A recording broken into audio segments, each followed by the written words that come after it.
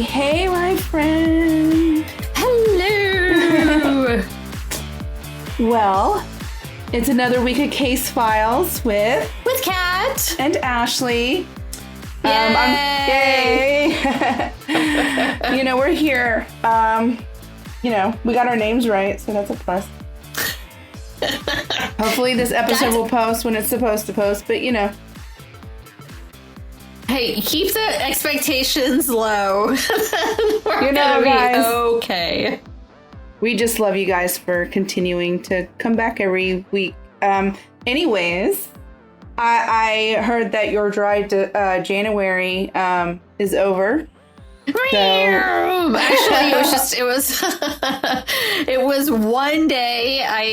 It was for work. It was for a good cause. Mm-hmm. It was for a good cause. Sure. But my boss wanted me to go for beers with Savannah's parents because of the ending that happened.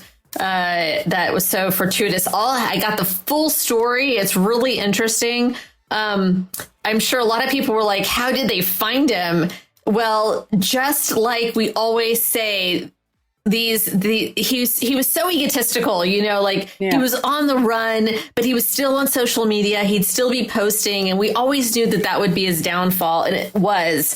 Because Mike and Shirley changed their profile picture to be Mike, Shirley, and Savannah, and it said family on it. And he started to comment on the picture, like, your daughter was a cheater, she was a liar, she was a whore, all this kind of stuff. So he turned off the comments. Well, that same handle then found his son on whatever Game Boy or whatever handheld device, right, that he was playing, and and messaged him there. So he turned off. He couldn't not be messaged. He couldn't stop messaging. And then he did a Facebook private message, and then they were on his tail. They knew he was in the southeast, in part of the United States. They could figure that much out. But at the same time. So this was the last few days of December. He was with this woman. He had met this woman online. They were sleeping at an RV park, but in a van. And he fell asleep, and he had been acting squirrely enough that when he fell asleep, he had this bag that he never let go out of his sight.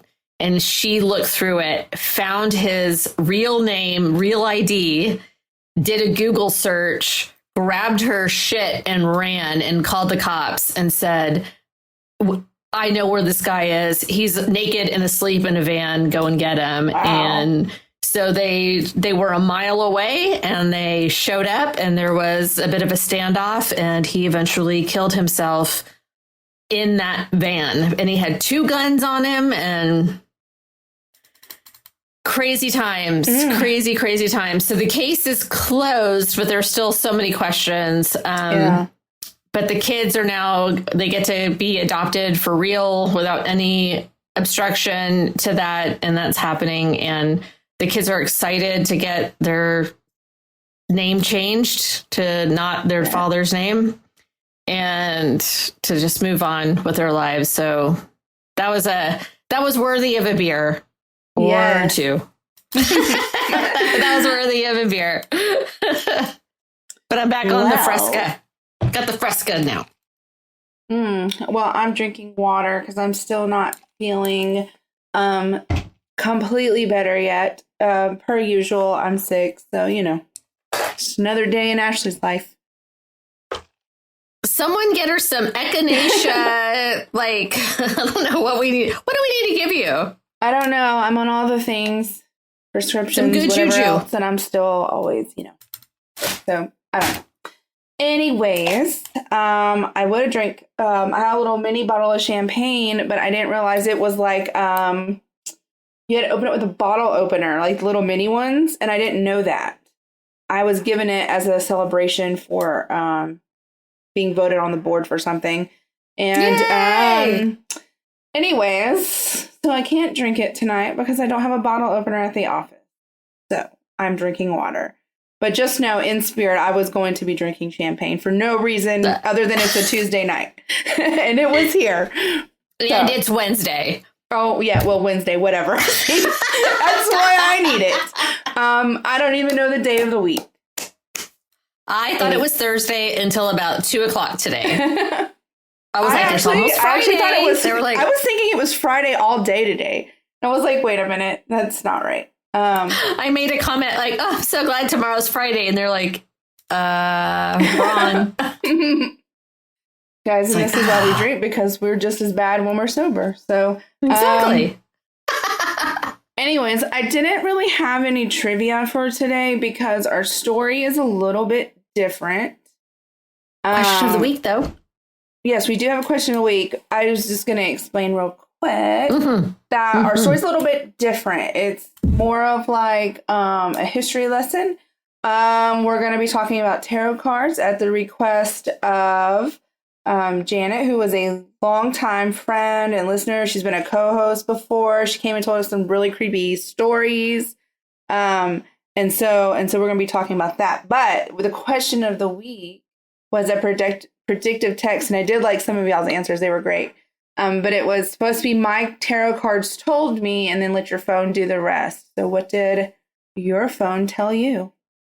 Or your tarot cards tell you? My tarot cards. Okay, so my tarot cards told me that the only one that is in my life is a lot better for you and your heart. Aww. But hands off my man, dude. He's the only one in my life, and that's the one. That's funny. My tarot cards told me that the house was not sure if you would like it. So, you gotta go. You gotta go tell that house. I love you so much. Yes. Let me move in. You're gonna be like brand new. Yes.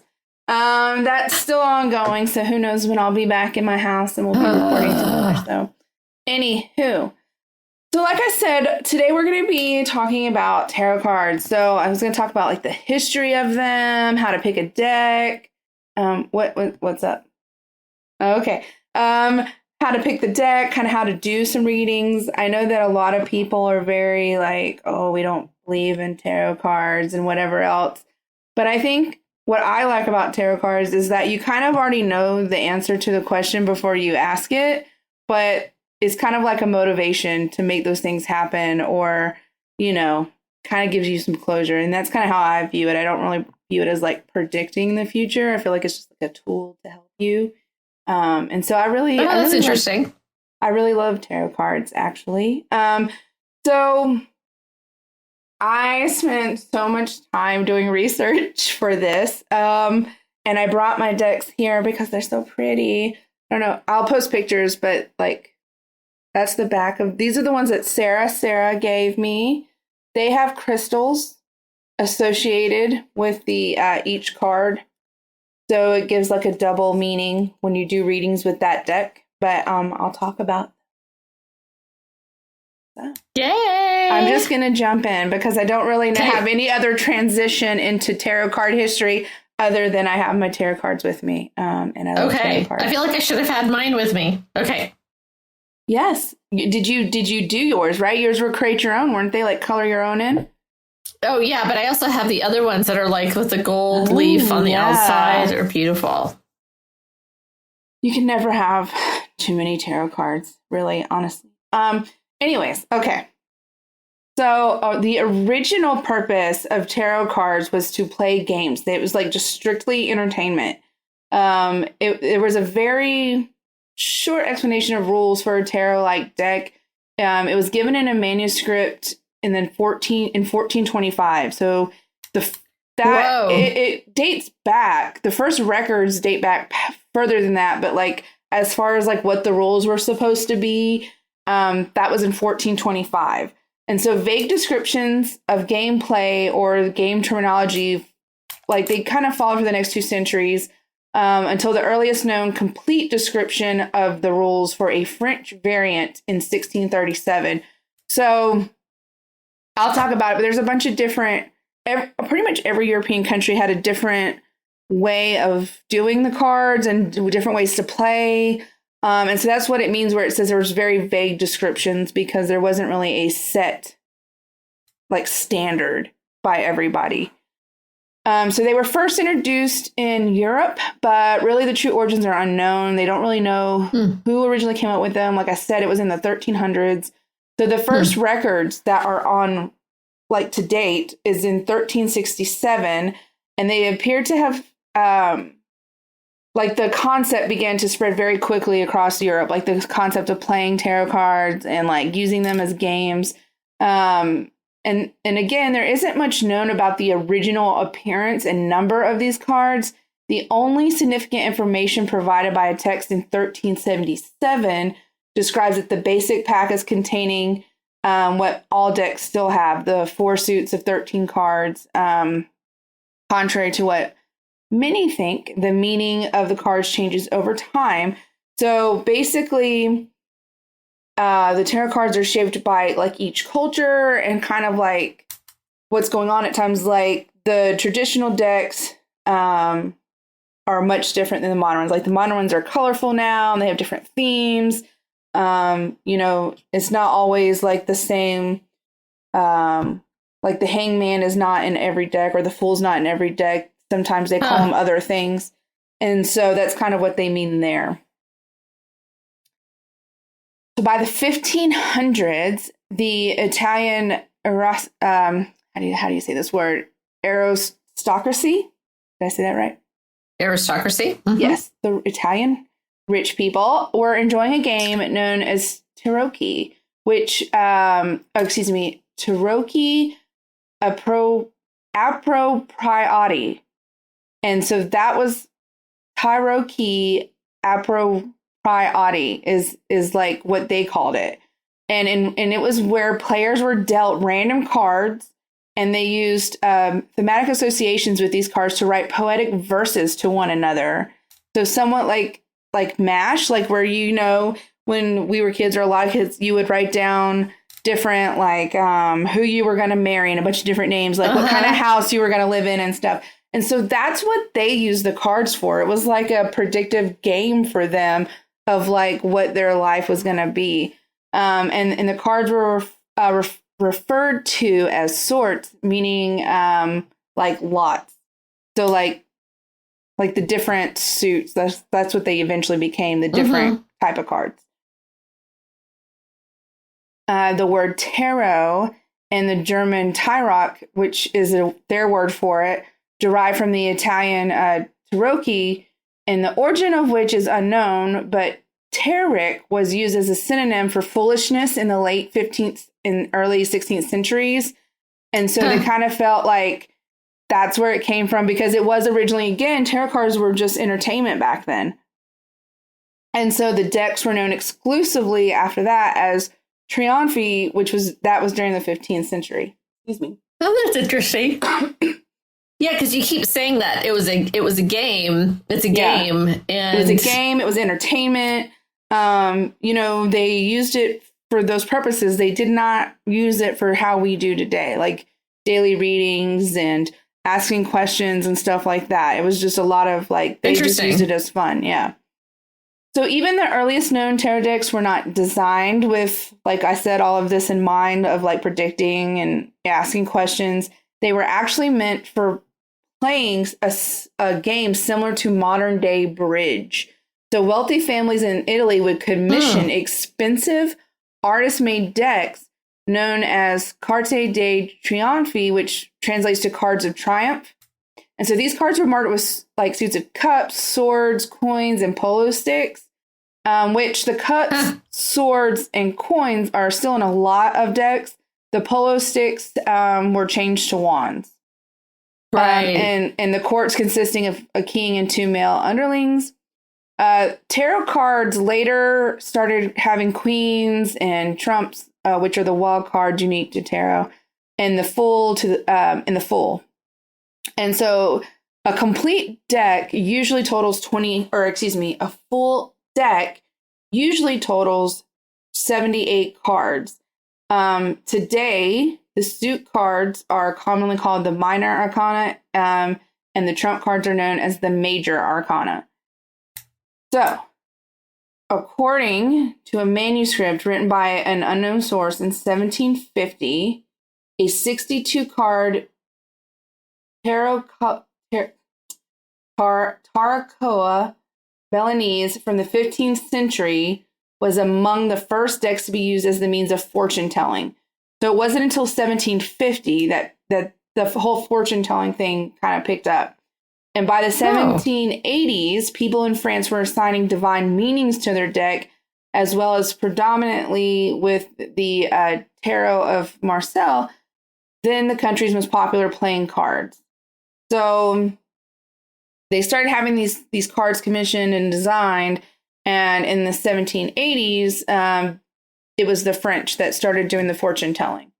And kind of, it became the most popular use of the cards. It was not so much more of an entertainment, but more of the fortune telling. This movement of using the fortune telling versus entertainment was led by French Jean-Baptiste Allet, which some of you may have heard of. But he wrote a book, and I'm not even going to try to say the French title of this book, but in English, I have no idea. But in English, it translates to a way to entertain yourself with a deck of cards. Very original. Wow. Yes. And so it probably sounds awesome in French. I can see the words. I cannot pronounce them. I don't even know. But he unreliably claimed that tarot cards were actually linked to ancient Egyptian texts. And so for a while, that was a big thing. And in 1789, he produced a new deck of tarot cards intended solely for supernatural use. So no more game playing. His deck that he designed was strictly for that. And actually, that's considered one of the original decks. You can still get variations of it today. I'll talk more about it, but there's traditional decks and modern decks, and he's considered traditional. Anyways, his deck consisted of 78 cards, of course, the two categories, the major arcana and the minor arcana. So the major arcana features 22 cards. They all denote figures like the magician, the high priestess, the emperor, the empress, the fool. I mean, there's a bunch. The hermit, the hanged man, the lovers. Those are all the devil. Those are all part of the major arcana, or a personification of an object. So like the wheel of fortune, the chariot, the moon, the sun, the star, all of those. And then the abstract concept, strength, justice, judgment, and death. So the major arcana, their cards are kind of believed to hold the big secrets, like spiritual awareness, and kind of the big reveals is where it's going to come from, the major arcana cards. And they are numbered. So if you've got a deck, the cards that are the magician to the world are numbered in Roman numerals, and the fool is unnumbered. It's usually placed at the beginning of the deck, but you shuffle them, so it doesn't really matter. But anyways, the minor arcana is the one that has the four suites: the suite of swords, batons, coins, and cups. But again, that changes based on your deck. You're hitting the desk. Yeah, boom, boom, boom. So anyways, there's 14 cards of each. Each suit in turn compromises 10 numbered cards and 4 court cards. And the courts are king, queen, knight, and jack. And those, so the minor arcana is said to have the small secrets, like the everyday meanings. They're not going to be the big reveal type thing. They're not going to have any crazy outcomes, basically. They're just everyday things. Mm-hmm. Okay. So each of the suits has a ruling element, which corresponds with a specific area in life. So the suit of cups is water, and it has emotions and relationships. Pentacles, suit of pentacles is the element of earth, which is the property and achievement.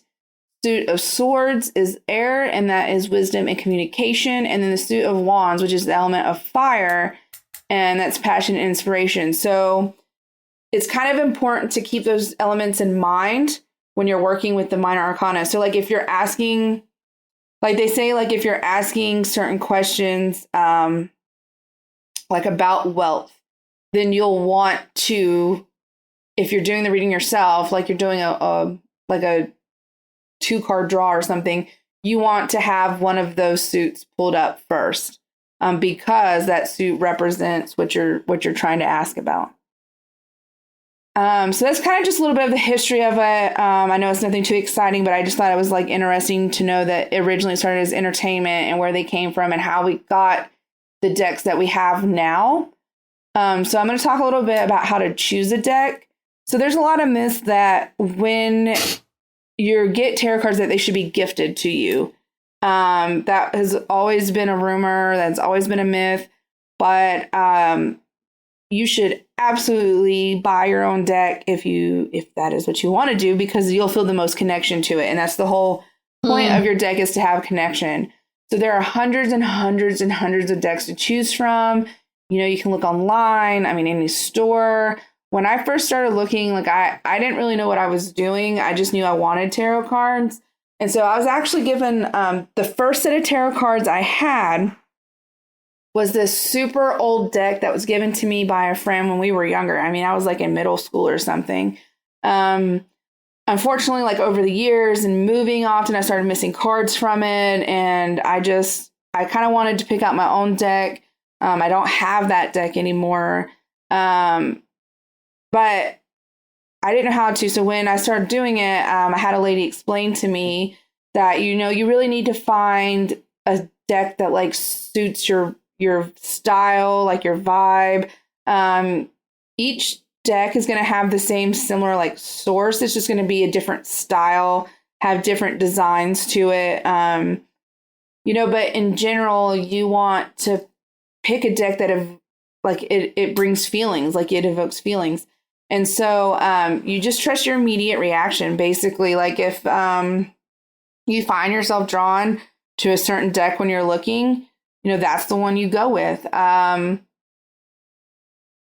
Again, I mentioned earlier, there's a traditional style and a modern style. And so traditional is going to look like the ones I talked about earlier, the John Baptiste version.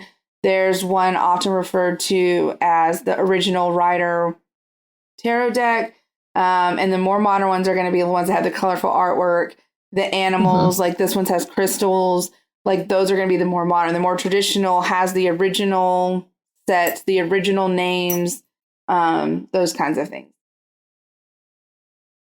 So like the first deck I purchased for myself was this tiny like keychain tarot card deck from Asylum 49 when I went a couple years ago to visit my mom. And honestly, I don't know where they are now, but they were so cute. They were so tiny, like itty bitty. And then the second deck I bought was from the Witchery in Galveston. And I am in love with these. These have animals. That's the Bohemian Animal Tarot cards. I don't know if you can see it, but they got little animals on the back. And then like that's a unicorn. I'll post pictures. That. There's like a deer thing. I love that. Yeah. And so I love these cards. They're very sturdy. And that's another thing they talk about when you're picking a deck is make sure the quality of the cards are really good. Like it's a little bit thicker because there are a lot of cheap cards out there that are just kind of flimsy. If you really plan on keeping your deck for a long time or using it often, you don't want them to like start to tear and stuff like that. So making sure they're good quality, which these both have kind of like thicker cards. So originally I was like, I'm not going to buy anything. Like I was taking my mom there. She really wanted to see it. And I was like, but you know what? I'm just going to look. I'm just going to browse. But I kept thinking about these cards while we were walking around and I had to get them. So that's this deck. Again, it's the Bohemian Animal Tarots, and they are kind of like a play on the Grimm, like, fairy tales. Oh. They have a lot of, like, Roman romance, like, kind of imagery in them. The major arcana follows the traditional fool's journey, but it has been renamed the Innocence Quest in the animals. So the fool is the innocent, but the minor arcana are the same. Again, the fool was renamed the innocent. The magician is the high priest. Empress is goddess. So there's been some different changes to this deck. And then the second deck I have, technically, because I don't know where the mini ones are the ones from Sarah. Sarah, she gave them to me. And the reason I like this deck is because this deck, which is called the Crystal Power Tarot cards, each card has like a crystal assigned to it. And then so in the book that comes with it, you can actually go back and read the meaning of the crystals, and it takes it to a different level. Like the crystals themselves mean something. So like if you're doing daily readings for yourself or whatever, the crystals kind of help you with that. And it's just kind of cool to know what the crystals mean. And so I love these decks. I actually practice with both and trying to get better at them. I usually just read my own stuff. But I love them. And so that's how I got my decks, is like I felt so drawn to the Bohemian ones. And then I was gifted these ones by Sarah. So when you get a deck, you do have to prepare it. You can't just open the box and just start doing readings. There's a lot of ways you can do it. There's so much good information out there. I mean, like, everywhere. You could just, I don't even know. There's so many good resources, honestly, from people who do this all the time. But if you're reading for another person, you are supposed to, like, you'll want them to give you the question or prompt or whatever they're curious about, and you'll hold that question in your mind while you shuffle the deck. That's known as like clearing the deck from any previous questions or readings.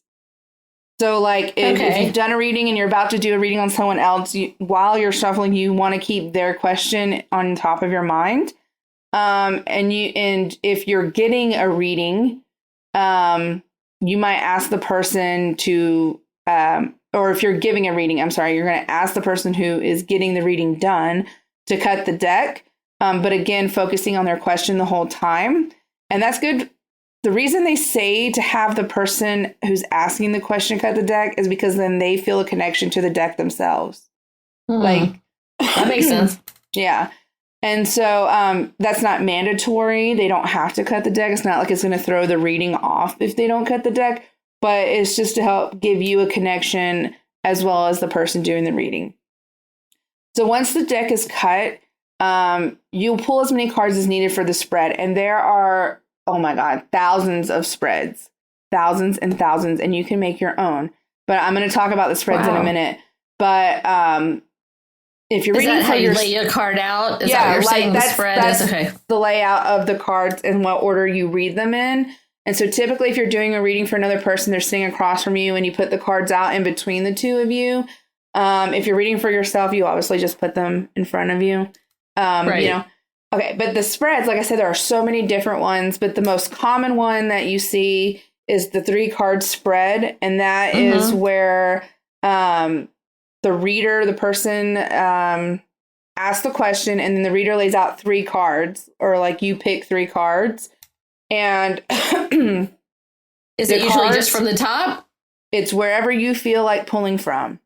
So the whole purpose of like preparing the deck and then shuffling and stuff is so that you pick the 3 cards. If you want to pull from the top, pull from the top. It's like where it's supposed to be like what you feel drawn to. And so the 3 cards in order are the past, present, and future. The first card obviously represents the past, second is present, and then the third is the future. And how those are interpreted depends on the reading and the question. So like the future could mean tomorrow, it could mean 10 years from now, 20 years. It's all dependent like on your question. But I like to do, yes. So when you lay them out, though, if you lay them out for me, you're giving me the reading. Is the one on my left, your right, the one in front of me?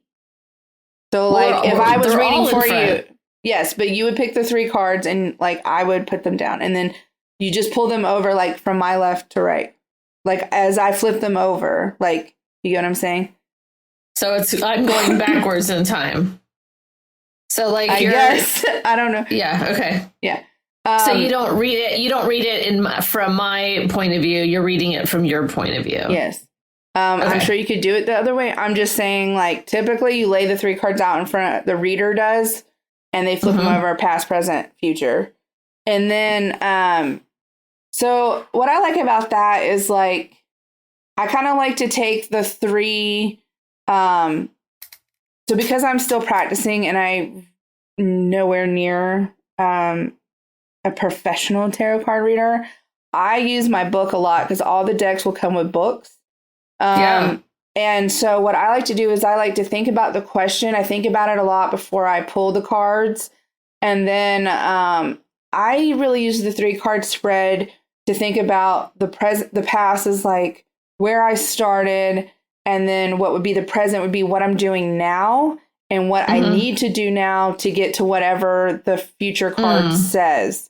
So, if the future card says it sees like success or whatever, then I know whatever I'm doing in the present needs to lead to that. Or like if it says, you need a new beginning or a new change or whatever, it gives me ideas as far as my business goes. And so I actually really only use my tarot cards when it comes to business stuff. I haven't really tried to do a lot of personal stuff with it. Interesting. But I'm not going to lie. I freak myself out sometimes because I'm like, yes, it's exactly what's happening right now. And it's really kind of cool. And, excuse me. And so that's what I like to do with the 3 card spread is I interpret it as like where I came from, what I'm doing now, and what I need to change or continue to do now to get to whatever the future says it's going to be. The Celtic Cross. The Celtic Cross is like to me, is a very difficult one because you have 10 cards and you're trying to do a reading with all 10 cards. It's flexible while providing comprehensive answers to a lot of questions. But it's kind of rare because, again, you kind of have to really know what you're doing. It's not like for someone who just started looking at tarot cards, but you examine all the different aspects of a situation. And so the positions of the cards in the 10 card spread are very important because the 10 cards represent the present, the problem, the past, the future, conscious, unconscious, your influence, external influence, hope and fears, and then the outcome. So the outcome is like basically the summary of all of the cards. Like what do all of the other cards in that order mean based on your question? Wow. And while it does give you a really in-depth look on things and answer your questions, again, it's a very difficult thing for someone starting out to be able to put all of that together and figure out how all of these things work together to get your answer. The 7-day spread is another common one, and that's basically the first 7 cards are for each day of the week. So each of the first 7 cards will give you a general idea of like the main focus or vibe of the day, and the 7 cards together will then give you a deeper reading of what is like what the whole week will be like. And then you have an 8th card, which is used to underline or shed light on the general tendency for the week. And just the main aspects of the card to read it. It's just basically like a general statement about the week. And then card 9 is advice for the week. So excuse me. And so basically you have 9 cards. The 7 that tell you day to day. The 8th card, which is kind of like a summary. And then the 9th one is like advice for the week. But before you start, you kind of set your own rules. So like, are you reading on a Tuesday for the 7 days to follow? Because then card 1 would technically be Wednesday, not Tuesday, because you're doing the reading on Tuesday. Interesting. Okay. Or if you're going to read it as like the ongoing week, then technically the first card would be Monday, which would be the past. And then the day you're reading it, Tuesday, would be the second card, and so on. So basically it says you need to do that in advance, though. Like, don't do it once you've drawn the cards, because that will alter your reading. Like, if you're like, oh, I'm going to do it for the week, and then I do it, and they're like, no, I'm going to do it, for the Monday starts the week. So basically you have to decide that in advance. They all say, like, a lot of readers recommend that you write down the cards that you drew so you can go back during the week as things unfold and kind of get a better understanding of what the cards actually meant, or like, how that event unfolded for you. So that's cool. That's a great idea. And then the one that is easiest, and the one that I've been practicing on doing for myself, is the daily card. And that's like where you pull a single card, and that is your guidelines for the day. It's kind of like how your day is going to be. That's easy. Yeah. It's very helpful because as you do it, you get familiar with what the cards mean and like what keywords are associated with it and all that kind of stuff. And so it's a good way to start out. It's a good way to practice if you are new to tarot cards. You just pick a card and you read it. But that's what I was saying when I said, like, with the suits that mean different or represent different things in your life, like wealth, romance, whatever. Right. They say it's good to put a card face up that represents one of those things and then pick another card to go with it. And that the card that you pick is your daily reading. But anyway. So what do the cards mean? What do the readings mean? Again, that's a very individual thing. It's really important to consider the symbolism in the spread, like the vibe of the spread. Especially if you're going to do a larger one, like the 10 card spread, you really have to think about like the overall picture and like the different pieces of it. And so if you're reading for someone else, you got to work with them. The more stressed out about it you are when you're trying to read, like it's going to be challenging, right? Like, so reading, I think a lot of people think that tarot card readers are in the same category as psychics. And that's not what tarot card readers are trying to do. Like, tarot cards are not meant to like predict your future. Like it's not going to tell you you're going to be a millionaire. You know what I'm saying? Right. Like it's okay to ask the person more questions to get a better idea of what they're really wanting to know. And you can brainstorm together like ways in which the cards might apply to their original questions. And sometimes the cards won't match up at all. Like, say you were to ask me about money, but we pulled 2 cups, which is the Lover's card. That might suggest that you really wanted to know about your love life, but you didn't want to ask about your love life. You wanted to ask about money. And so the cards kind of, will come out. So if you're thinking about your love life, but you ask a different question, whatever you're thinking about is probably what the cards are going to come out as, like the... Oh. And so there's, again, a lot of ways to read the tarot cards. There's, like I said, 78 of them. So it really takes a lot of practice because there's a lot of multiple meanings. And you have to understand what that card means to the person you're reading for, because not every meaning of that card is going to apply to everybody. But the more that you do it, the more comfortable you'll become, the more confident you'll become. I find a lot of enjoyment and fun in trying to decipher what the cards mean in respect to the question I'm asking.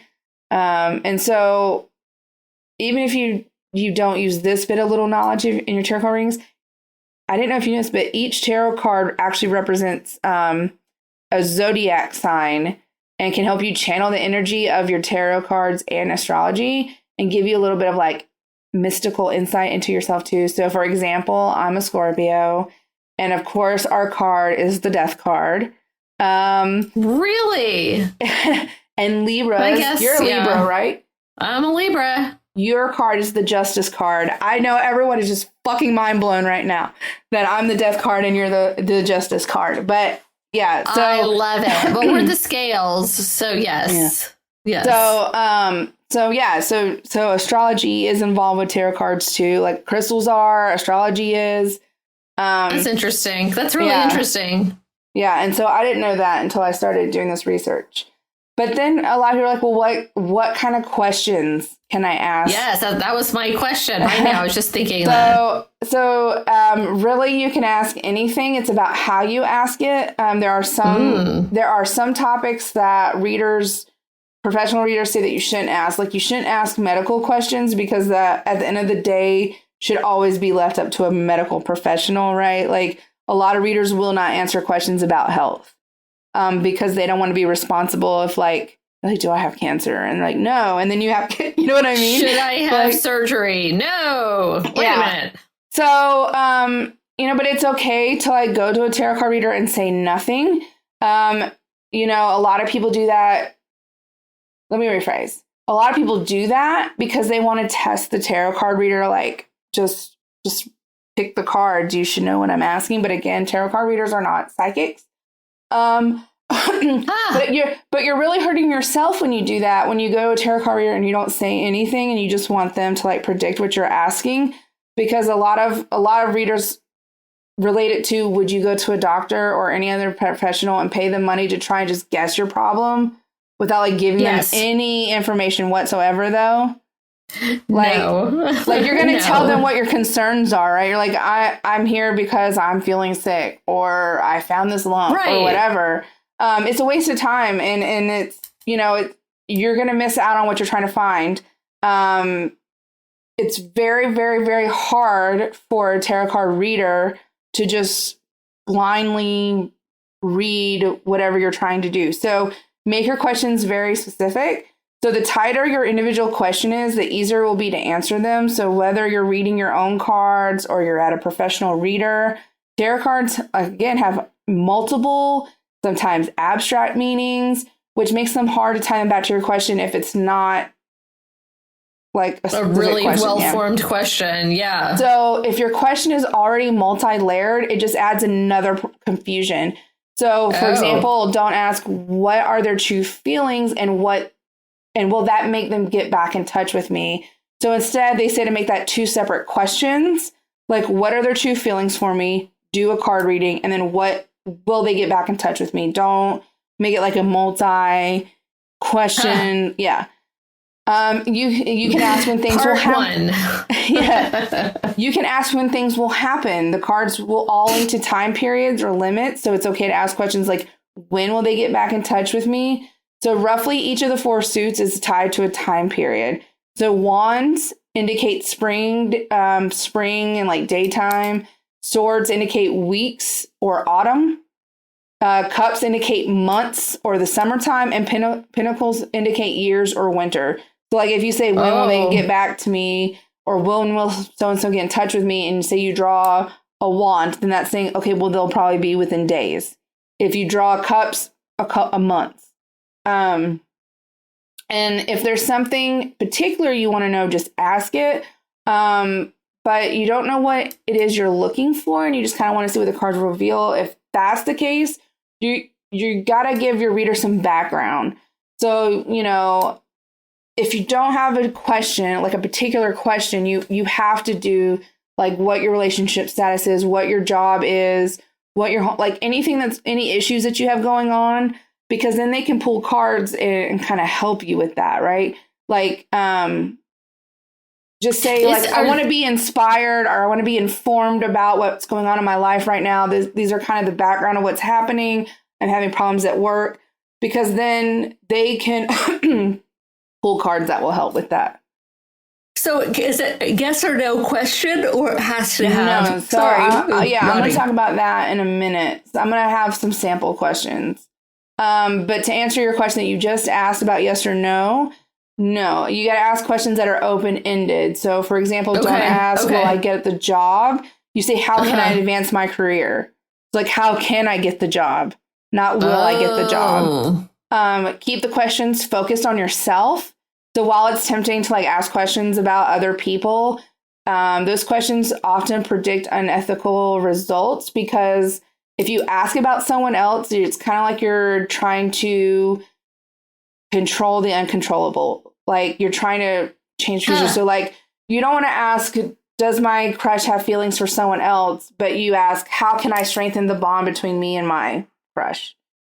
Like, why is she such a bitch? Can I ask that? I mean, you could. I don't know if you'll get the answer you want. I wonder what the answer is, because I don't even know who I'm talking about. But I'm like, yeah. Yeah.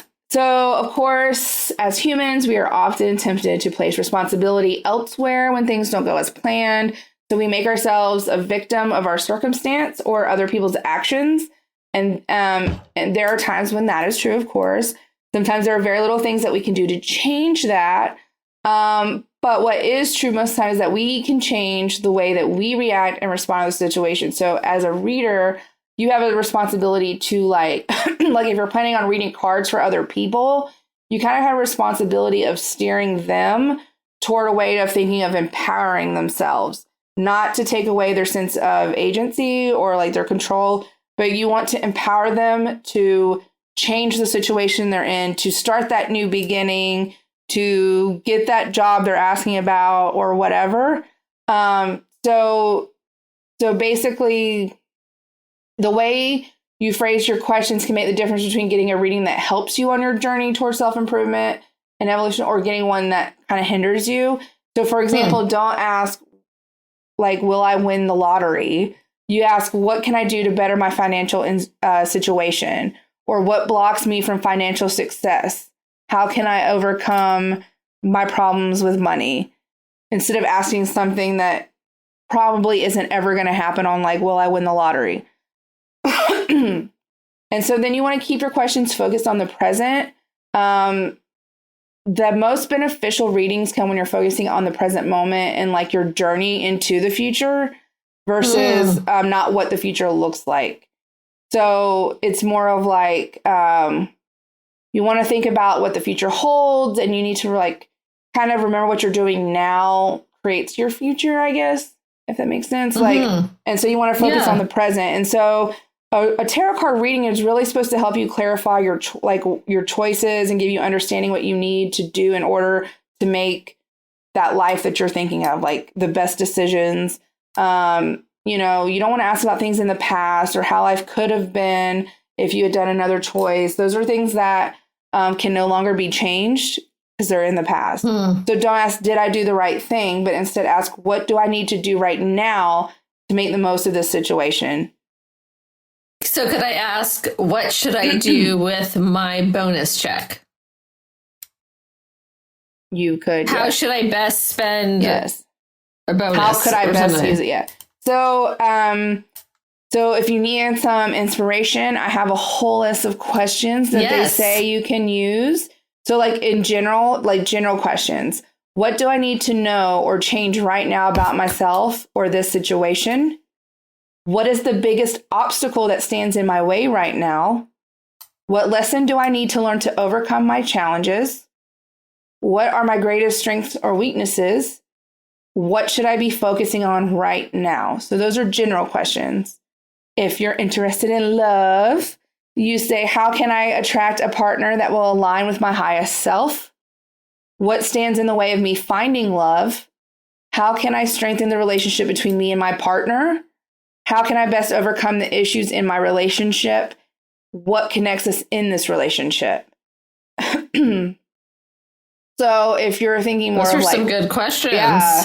So if you're thinking more of like work, like career stuff, what career or line of work can I go that will be the most fulfilling? What blocks me from achieving my full potential? When is the right time to make a career change? What actions can I take right now that will help me further my career? And how can I better communicate with my current employer?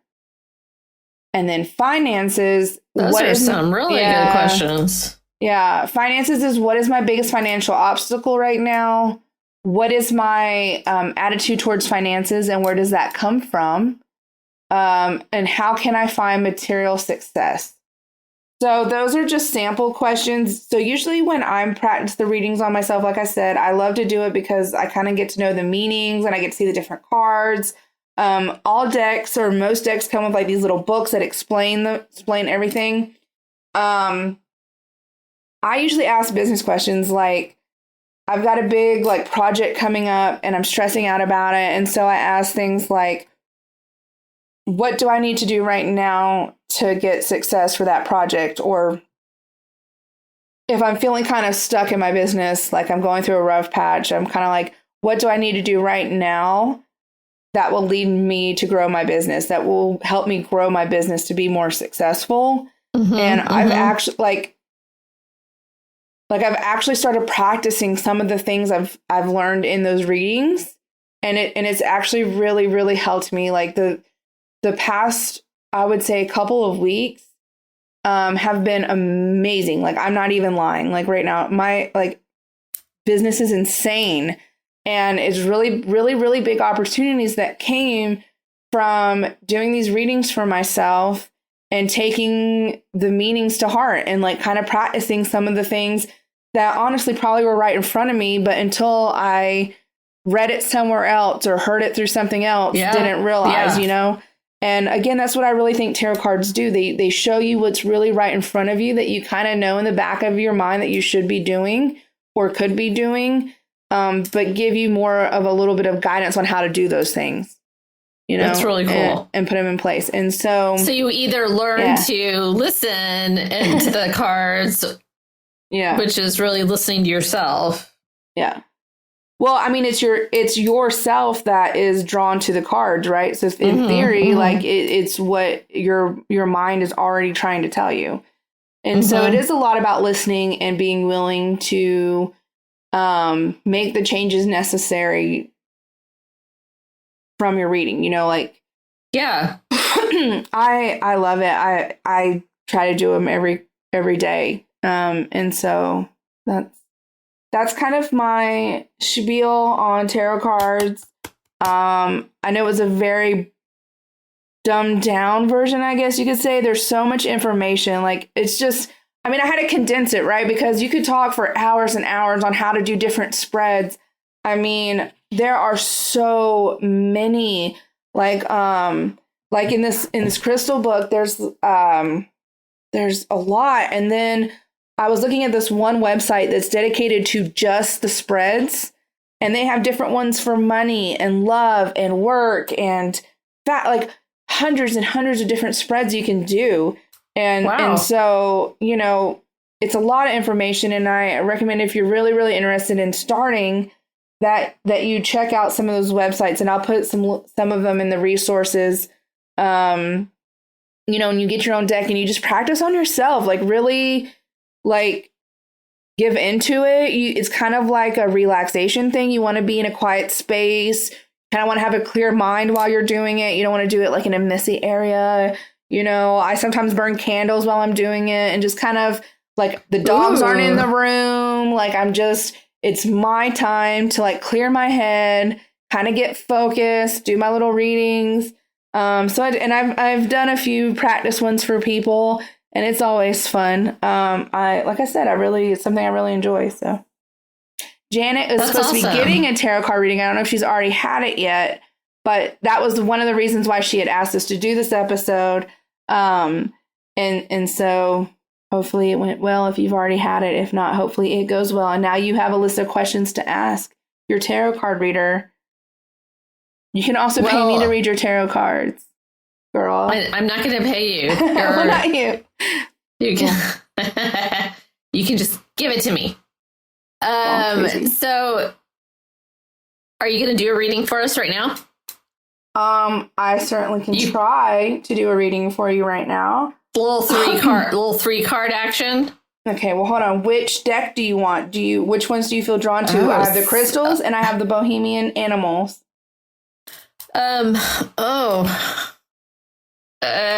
crystals. Crystals. Okay. That's the newer one, right? What? That's the what? That's the newer one, right? It's the newest one that I have. Yeah. So, tell me when to stop shuffling, and then we'll draw the cards. This is just the shuffling of the deck. Oh, am I going to say my question out loud? Sure. What's your question? Or do you not want me to? You can say it. Yeah. What's your question out loud? I didn't know if you wanted to share your question. That's why I was saying. I guess it would make sense since we're on the radio. People would need to hear your question. I know I'm all silent. You had a suggestion of like what would be the most fulfilling, like what career choice? What was that? What was the question? Do you have it up still? It was like the first one. What line of work can I go to that will be the most fulfilling? What blocks me from achieving my full potential? What actions can I take? Let's do that one. Let's do that one. The second one. Blocks me from my full potential? Yes. Okay, well, just tell me when to stop shuffling.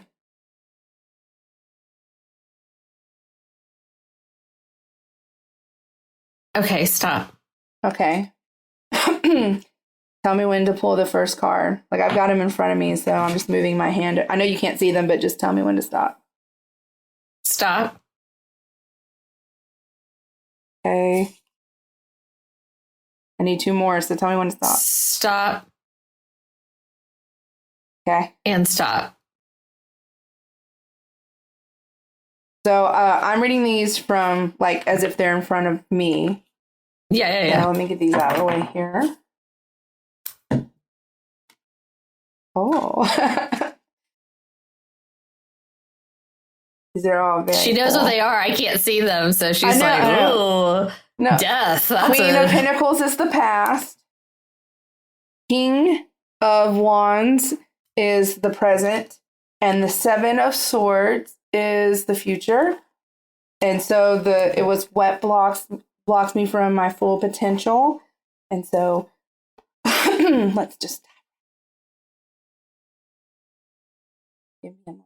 Queen of Pentacles. Here we go. You told us what all of those meant, but I already forgot. So Queen of Pentacles. The Queen of Pentacles. So what I also like about these crystal cards is that they have little messages on the bottom that you can like affirmations. And so the Queen of Pentacles is I have everything I need to prosper.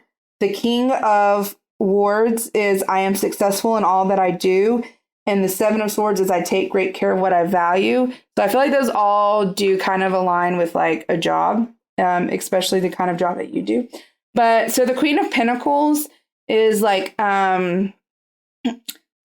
she's a helper. So the Queen of Pentacles is a helper, which kind of aligns with what you do. I'm not going to lie. So it's like support.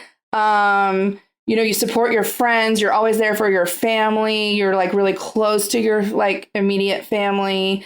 You have firmly rooted to your home. You're naturally nurturing everything and everyone in your circle. You're like down to earth. You value people's words more than their actions. And it represents like management and giving, and you have empathy with like nature and children and like just like generosity and financial and emotional security. So that is the past. I'll tell you what it all means like together. It all goes down after that. But I'm just reading like in general what each card means. And so then the King of Wands, which is like the present right now, is your ambition, your inspiration, is success. So you're typically people who get this card drawn are kind of expressive. They're dedicated. They're passionate. They have an entrepreneurial spirit. So it's kind of like this, the card represents your ambition and being supported as you do. So you may feel inspired to stand apart from the crowd. So seeking your ways to expand your networks. The message is to kind of lead or dare you to be different. And so maybe that's like one thing is like you're trying to fit in too much. And instead of like you're holding yourself back too much because you're too afraid of like what will happen if you break out of that, right? Like you don't do the comfortable thing. You're not the one that supports everybody all the time. Like you do stuff for yourself. That's kind of what that represents. Like this mess, like the King of Words is supposed to tell you like take charge, like what you need to do to get to your full potential is to like kind of take charge of the situation, and kind of like dare to be different and publicize what you're doing. And that's kind of why it plays with that whole I'm successful in all that I do. Like it's trying to tell you that you need to not be afraid to kind of take that step that you're thinking about taking. And then the Seven of Swords is I'm so sorry. Oh my God. It's the need to protect yourself and your property. Whatever you value needs extra care and attention. And this includes ideas, which may be better kept to yourself just for now. It signifies underhand dealing, so double check any contracts or other agreements. A broader meaning of the card is to kind of think about outside of the box, to have like a clever way of doing something that no one else may have considered and that you may need to work in secret for some time. So apparently whatever it is you're thinking of doing and taking the lead of and being in charge, you need to keep that shit to yourself right now and just get it together and make it happen and then publicize and tell the world about it. So basically it's saying that you're kind of holding yourself back because you're used to taking care of everyone else and not really taking care of yourself. And you just need to do it. You just need to do it, girl. And then if you want to know what the crystals are, hold on, let me look at the crystals. Because I have no idea what the crystals mean. Just kidding. Let's see here. I don't know what the crystals mean. I'm sorry. Yeah. There you go. I don't know what the crystals mean. All right. I can tell you what they are. So cool. I can tell you what they are. The crystal is yellow. Oh, I can't pronounce these words. Cellsite, yellow cellsite, pyrite, and Suglite. Oh, here we go. Okay. So the crystal. Just kidding. I'm sorry. Bear with me. I was not That's prepared okay. to You can do... tell me. That's okay. You can tell me later on that one. I should have picked the other one because that's interesting. I wonder how different the two different readings would be, if they would be similar. It's interesting. Well, thank you. Yeah. I have some answers for you to the question of the week. I'm sorry. I just found the crystal after all of that flubbing. So the past one, the Queen of Pentacles, that crystal is a like symbol of wealth, manifesting, commitment. So like manifesting whatever it is you're thinking about doing, in like fulfilling like your full potential. It's like manifesting that idea. And then the present is guidance and confidence. So having confidence in doing whatever it is you are planning on doing that is holding back your potential. Like if you're planning on making a change. And then the other one is inspiration and endurance. So wealth, manifesting, commitment, guidance, wealth, and confidence. And then the perspective, inspiration, and endurance. Those are what the crystals mean. The 3 cards. You should take a picture of that for me, and then I will. So I can remember. Okay, so I have answers for you of the question of the week, which was the tarot. My tarot cards told me ... RC says my tarot cards told me to be a little late. Glenn says my tarot cards told me to be here, and I was really excited about the future. Nice. Dev says my tarot deck told me the universe was a good idea, but it wasn't. Amen, sister. It definitely was not. My tarot cards told me to pick you. Aww. That was from Laura. Noelle says my tarot cards told me that you are still on your bullshit. Apparently, yes. I call people out a lot for auto text to tell me that. Alejandra says, my tarot cards told me that I was going to be in the hospital. That's not creepy or anything. And Sarah says, my tarot cards told me the other day that we had a little girl who had to be in a car accident. Oh my God. I don't like that.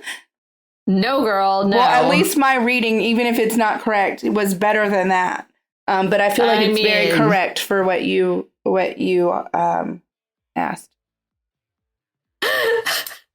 No, it's very good. It's not creepy or anything. Very good. Yay! All right, everybody. Do we have any updates other than, we're on all the things? We're on all the things. I have not checked to see if we have any voicemails because I've been slacking. But if you did leave a voicemail, thank you. We love you. We love our voicemails. They're always so fun. You can do that on our website. If you have story ideas, question of the week ideas, shoot us a message if you just want to chit chat, beer suggestions, whatever. We're here for it. We're here for all of it. Do you have any idea what you're doing next week? No. I'm sure my next story will be a disappearance because, let's be real, most of my stories are disappearances. So I love them. I found a new podcast I love. Yeah. I'm going to try really hard to not do creepy, bad people. Oh, did you want to tell people how you're, real quick, I know we're like super over. Okay, so Kat's audio file last week from that fucked up story she did fucking cursed all the computers, and that's why our episode was late. So Jason she's not allowed to do stories like that ever again. Jason had never seen anything like it. Like the audio files on my end, not on Ashley's end, just on my end, were a mess, and it was like repeating itself over and over and over and over and over again. Like I don't even understand how that happens, but yeah. So he said the show was cursed. Mm-hmm. So she's not allowed to do any more stories like that. So, anyways, that's all I had. And Janet's like, enough. She's like, I just wanted to know about tarot cards. Damn it. Okay, well, we love you guys so much. We're almost like at 140 episodes. I don't even know. We're close. We're inching up there. Something like that. We just passed our anniversary, our official anniversary is coming up. Yeah. We're still a mess. I think we're just all over the place. Very lax. But you guys come back and we love you for it. So thank you.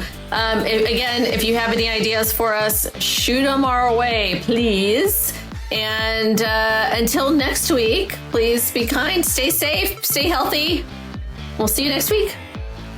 Bye. Bye.